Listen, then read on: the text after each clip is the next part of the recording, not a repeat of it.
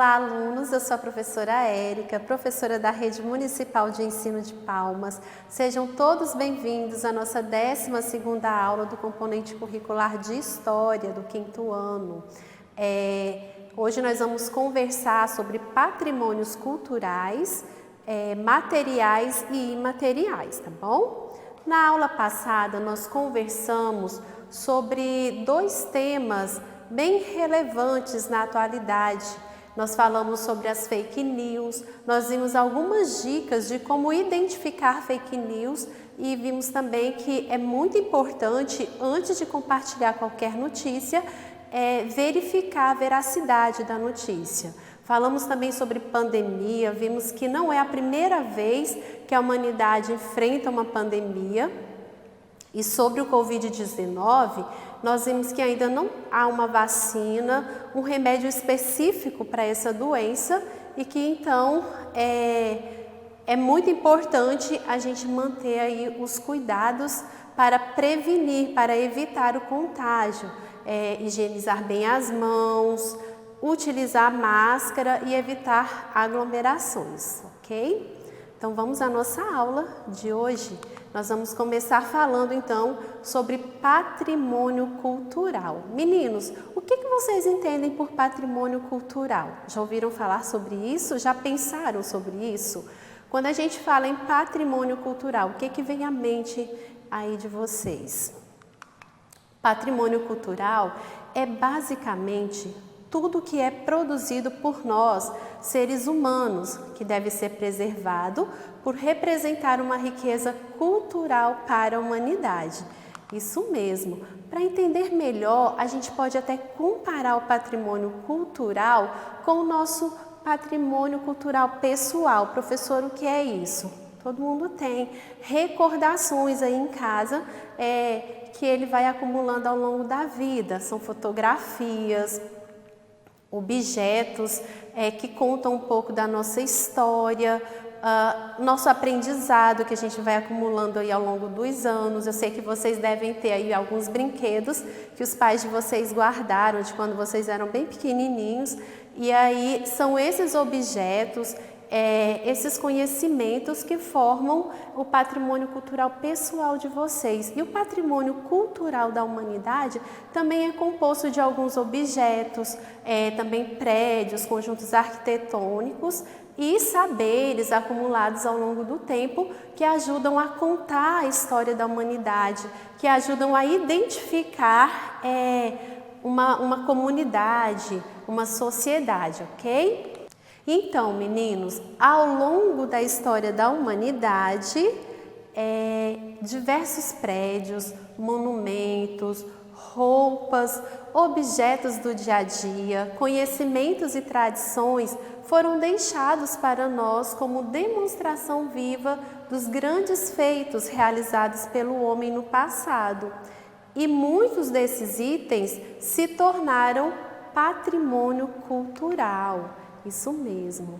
E por que, professora, que é importante preservar o patrimônio cultural e histórico da humanidade? Vamos ver.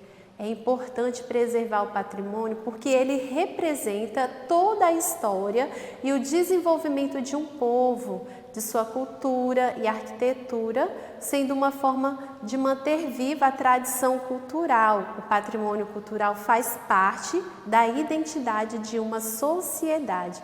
Foi o que a gente falou ainda há pouco. E vocês sabem qual é o órgão aqui no Brasil que é responsável para cuidar, para preservar o nosso patrimônio cultural?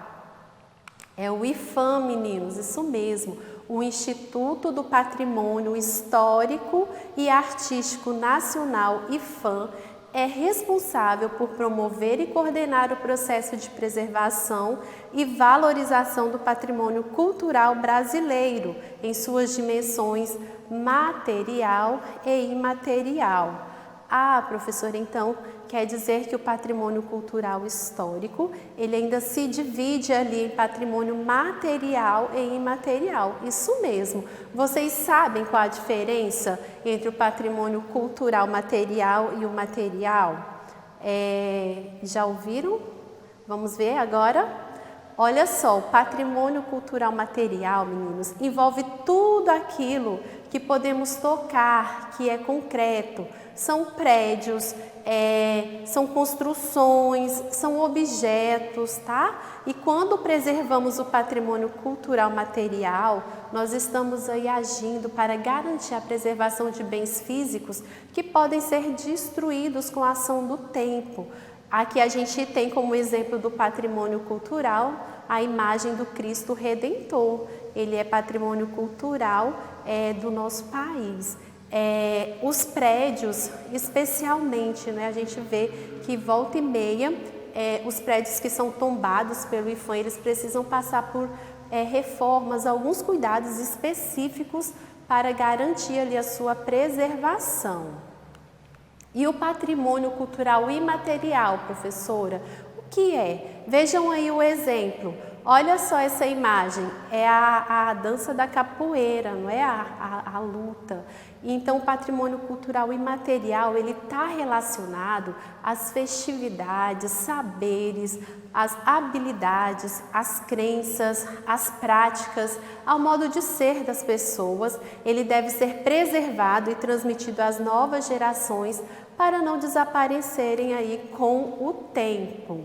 E agora, meninos, que vocês já sabem o que é patrimônio cultural histórico, a gente já viu a diferença entre patrimônio cultural histórico material e o imaterial, nós vamos conhecer aqui alguns desses patrimônios do nosso país. E aí vocês vão olhar em casa as imagens e vocês vão responder aí com quem vocês estão, se esse patrimônio que eu estou apresentando, ele é um patrimônio material ou imaterial, ok? Vamos lá? Aqui, a primeira imagem que a gente tem é uma festa, a festa do Círio de Nossa Senhora de Nazaré, que acontece em Belém todos os anos no mês de outubro. Nós já até falamos sobre essa festa numa outra aula. É uma festa religiosa que acontece desde 1793, meninos. Ela é sustentada ali pela fé da comunidade católica paraense e vem sendo passada de geração a geração.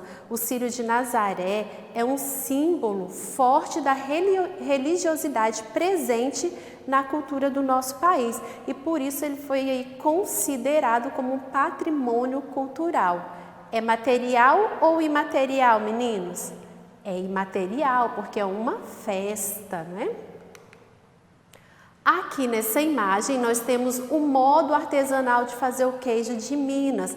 Não é o queijo, viu, crianças? É o modo de fazer o queijo que foi considerado como um patrimônio cultural.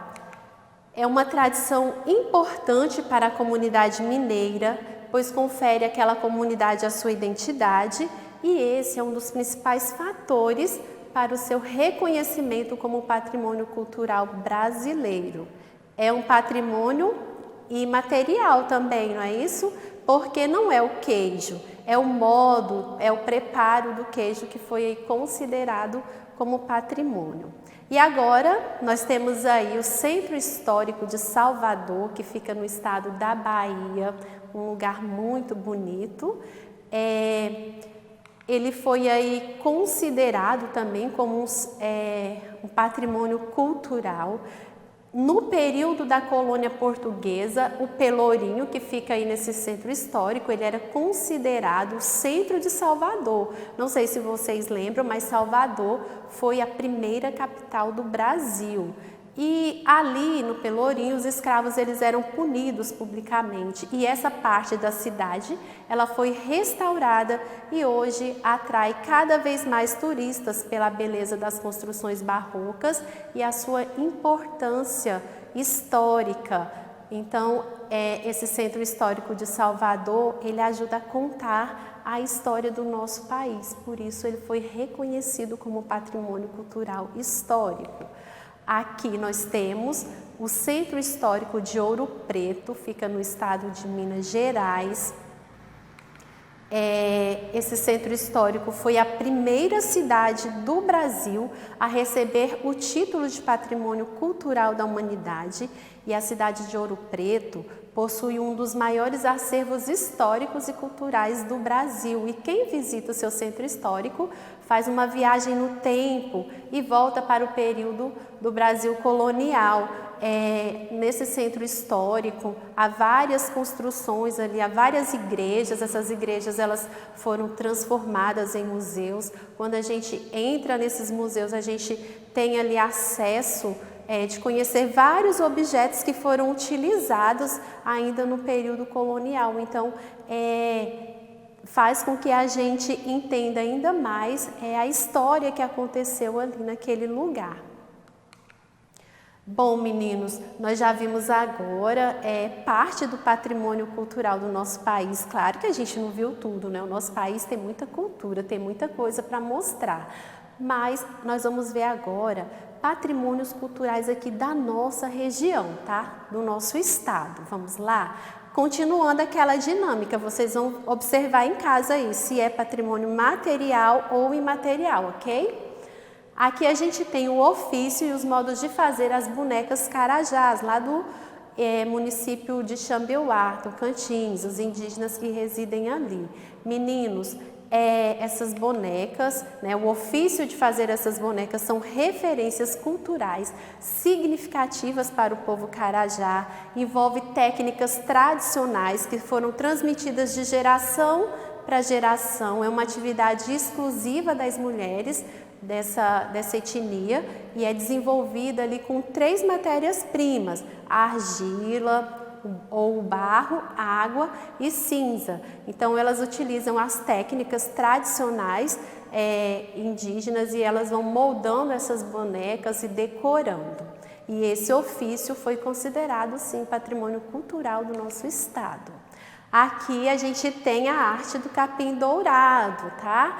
Lá da comunidade Mumbuca, o capim dourado, ele tem sido passado, a arte, né, de fazer os objetos aí de capim dourado, ele tem passado de geração em geração há aproximadamente 100 anos.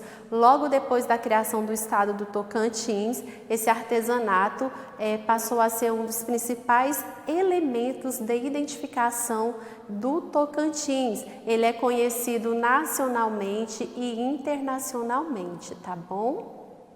Só lembrando, a arte de fazer o capim dourado é um patrimônio cultural imaterial, porque nós estamos falando ali de conhecimento, de saber fazer aquele artesanato. Agora a gente tem aqui o Casario de Natividade, que é um conjunto arquitetônico, urbanístico e paisagístico de Natividade. Foi tombado pelo IPHAN em 1987 e ele também foi reconhecido, né, pelo IPHAN, é considerado um patrimônio cultural do nosso estado, é um patrimônio cultural material.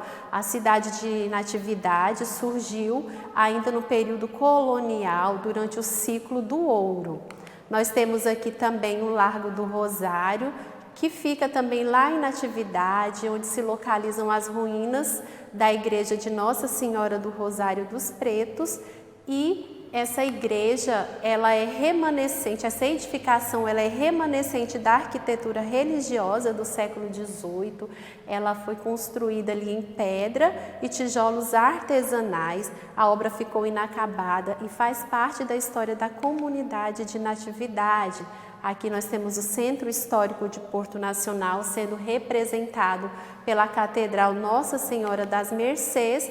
Esse local também foi considerado patrimônio cultural porque ele representa ali importantes aspectos da comunidade portuense. Foi uma cidade que surgiu também no período colonial durante o ciclo do ouro. Bom, meninos, chegamos ao final da nossa aula. Hoje nós aprendemos que o patrimônio cultural nos ajuda a contar a nossa história e formar a nossa identidade. Por isso que é tão importante a gente preservar tudo isso, não é mesmo? Então, obrigada por ficarem até o final. Um grande abraço e até a nossa próxima aula.